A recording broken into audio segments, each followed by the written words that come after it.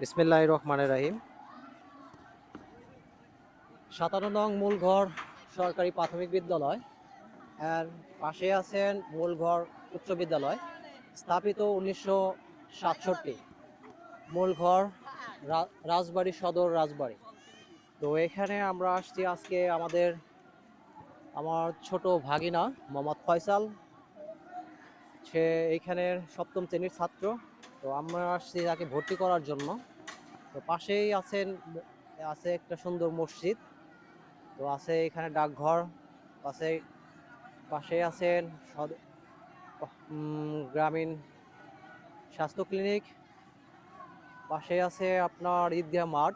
অনেক সুন্দর একটা পরিবেশ, অনেক সুন্দর একটা প্লেস।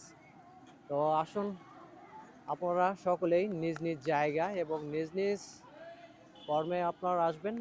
আর এটা শিক্ষাঙ্গন, শিক্ষাই জাতির মেরুদণ্ড। শিক্ষাকে সুশিক্ষায় শিক্ষিত একটা জাতির উন্নয়নের মূল চাবিকাঠি। এর জন্য আমরা সুশিক্ষায় শিক্ষিত হই এবং সুশিক্ষায় শিক্ষিত হয়ে মানুষের পাশে দাঁড়াই এবং দেশ গড়ার প্রত্যয়ে সুন্দর একটা বাংলাদেশ গড়ার অংশীদার হিসেবে নিজেকে নিয়োজিত করি।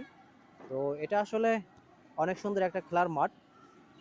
তো আর সবাই খেলাধুলা করছে, বাচ্চারা। এখানে প্রাথমিক স্কুল এবং উচ্চ বিদ্যালয় দুইটাই আপনার এখানে আছে, দেখুন। তো আসলে রাজবাড়ির আসলে সৌন্দর্যটা অন্যরকম। এর জন্য সকলেই নিজ নিজ জায়গায় নিজ নিজ কর্মে ভালো থাকুন এবং ভালো কিছু করার প্রত্যয়ে আপনার এই প্রাইমারি স্কুলটা আসলে অঙ্গনটা অনেক সুন্দর। এটা কারুকলায় আপনার চিত্রাঙ্গন দিয়ে আপনার দেয়ালটাকে সুসজ্জিত করা। আসলে এটা শিশুদের জন্য এবং যাদের মনোমের পরিবেশটা আসলে সুন্দর, এবং সুন্দর পরিবেশটাকে একটা স্নিগ্ধ বাচ্চাদের মাঝে একটা প্রেজেন্ট করার মাধ্যমেই একটা সুশৃঙ্খল স্কুল পাঠশালা। এই পাঠশালায় যদি আসলে চিত্রাঙ্কন প্রতিযোগিতা থাকে কোনো দেয়ালে, তাদের সৌন্দর্যতা এদের মেধা বিকাশে সহযোগিতা করে। তো এর জন্যই আসলে এই আপনার ৫৭ নং মূলঘর সরকারি প্রাথমিক বিদ্যালয়, তো সেটার আসলে একটা ফুটিয়ে তুলেছে অন্যরকম। তো এরকম সচরাচর আসলে খুবই কমই দেখা যায়।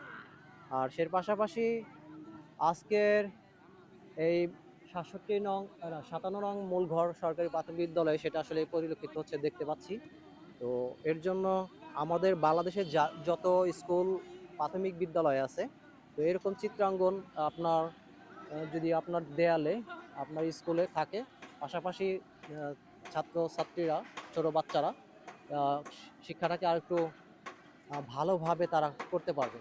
এর জন্য প্রতিটা শিক্ষাঙ্গন শিশুদের জায়গায় অনেক কিছু লিপিবদ্ধ করা থাকলে তারা আসলে পাঠশালার পাশাপাশি সেটা আসলে তারা উপলব্ধি করতে পারে।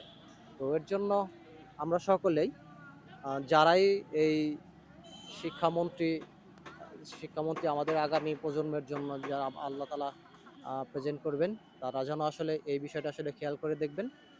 পাশাপাশি শিক্ষার মানকে উন্নয়ন করার জন্য, শিক্ষা কেন্দ্রটাকে একটু উন্নয়ন করার জন্য আপনারা এটা করবেন। সকলে ভালো থাকবেন, সুস্থ থাকবেন। আসসালামু আলাইকুম ওয়া রাহমাতুল্লাহি ওয়া বারাকাতুহু।